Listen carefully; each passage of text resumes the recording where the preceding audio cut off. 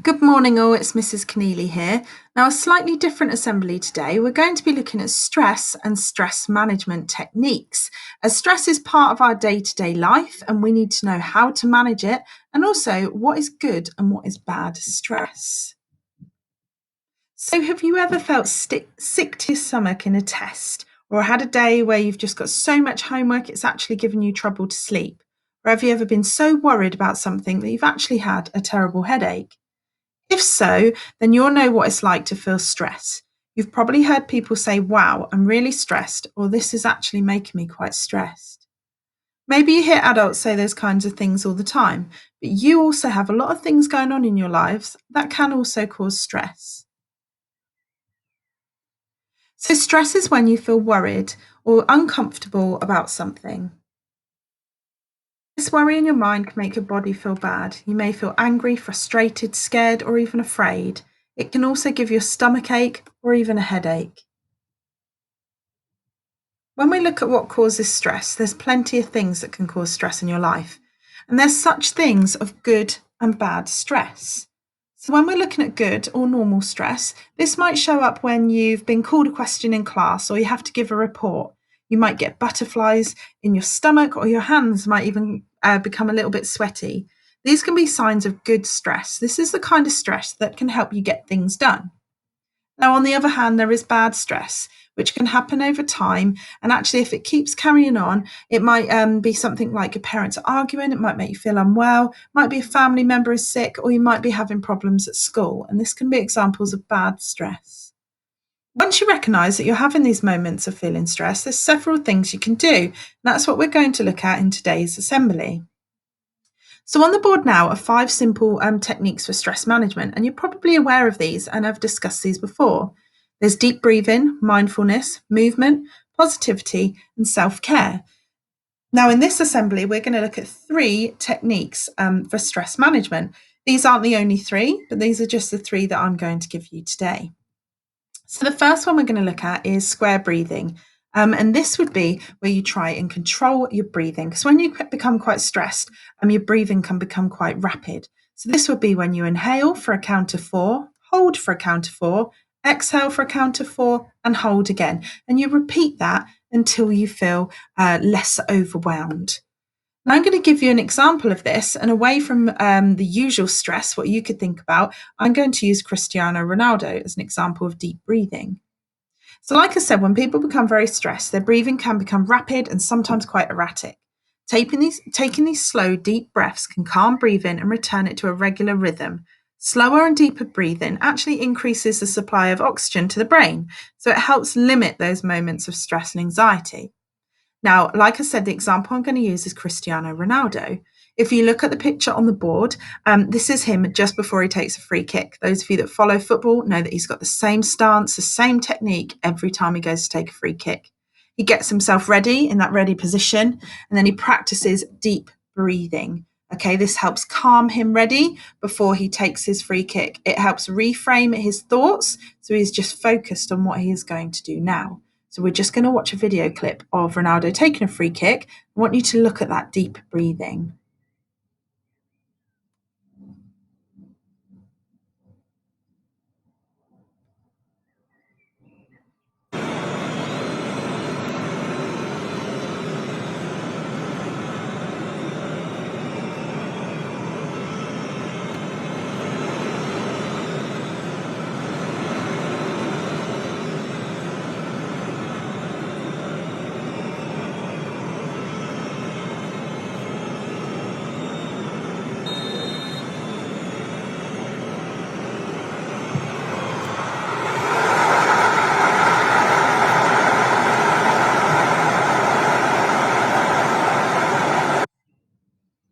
So in that video there, you can see Ronaldo clearly taking those deep breaths to calm him down, to slow down his breathing so he is ready for his activity.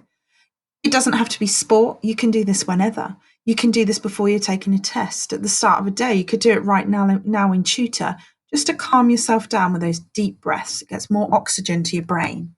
Okay, the second one we're going to look at is mental imagery. Now, this is a cognitive technique, which means it's to do with your mind. This means that you need to change the way that you think in order to change how you behave. It helps you relax and focus. Imagining a positive outcome, for example, standing on a winner's podium, or imagining a relaxing experience can help you calm your nerves. So, mental imagery is great if you're feeling quite overwhelmed, quite stressed. Let's say it's for a piece of homework or a test that you are doing. You just need to make sure that you have that mental imagery to calm yourself down. You imagine that positive outcome, or you imagine somewhere where you feel more relaxed. Close your eyes and try that mental imagery. So I'm going to do another example now of when this might happen. Now, you'll probably know, if you follow rugby, on the screen now is Owen Farrell. Now, when he goes to take a kick, he traces the line of that ball over and over again. So he tries that mental imagery to see success. He imagines the success before he even achieves it.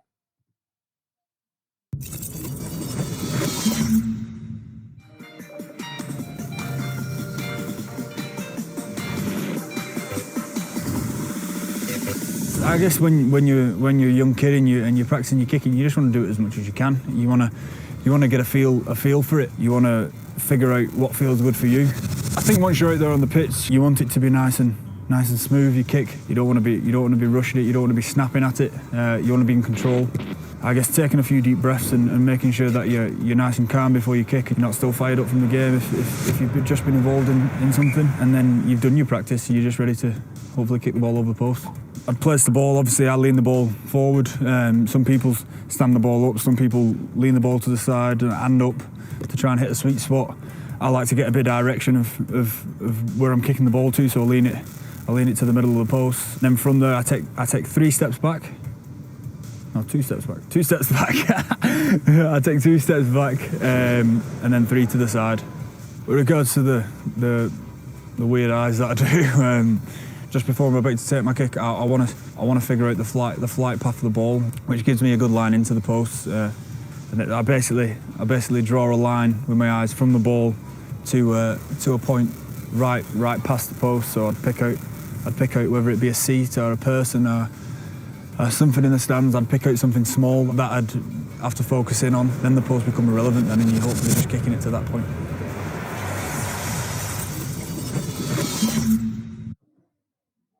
So as you can see by that video, Owen is picking a point and he is imagining success before he achieves it. This puts him in a positive frame of mind and it allows him to focus. So this could be something that you could do. The last one we're going to look at is positive self-talk, actually believing in yourself. Sometimes when we see something, it could be quite daunting. We see a piece of homework. I can't do that. I haven't done this before. But actually, if we put ourselves in that positive frame of mind, we can achieve more than we would believe in. So it really is making sure you believe in yourself. So again, it's another cognitive technique. So it's to do with your mind. It involves reframing your thoughts. So turning each negative into a far more positive thought. It helps reduce stress and anxiety, and it puts the person in a far more positive frame of mind. So this is something you could definitely try and do. If you're feeling really down or if you're feeling a bit overwhelmed, start doing some positive self-talk.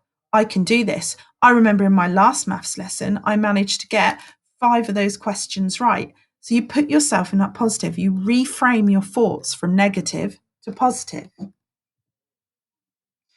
So now I just want to share something else with you. So we've got our 3 different stress management techniques, but this is something that is really key. So Usain Bolt quoted, "I trained 4 years to run 9 seconds and people give up when they don't see results in 2 months." Now, you are not the finished article. You are not about to sit your GCSE exams tomorrow. You've still got a lot of training and a lot of things that you need to do to make sure that you achieve your results. So you don't need to worry about what's happening now, because there's a lot of things that we can put in place to make sure that you achieve. Don't rush. You're not ready yet. We will prepare you. So that brings us on to our last thought. Remember, it's a marathon, not a sprint. We're not at the finish line yet. It doesn't need to be over very quickly. You've got time to practice, to learn more, to speak to your teachers, speak to your parents, etc., to get you in that right frame of mind. You are not ready yet. It is a marathon, not a sprint. So to end this assembly with your moment of reflection, what I would like you to do today is to pick something that you may have worried about. Something, it can be big, it can be small, something that has caused you a little bit of stress, a little bit of worry.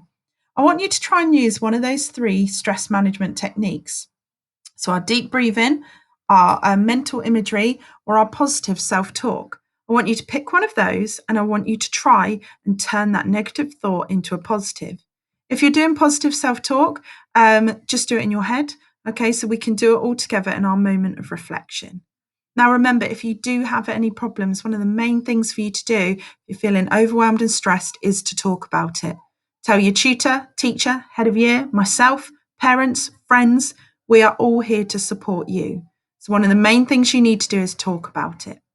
So thank you very much for listening. Use this moment of reflection now to try one of these stress management techniques and turn that negative thought into a positive.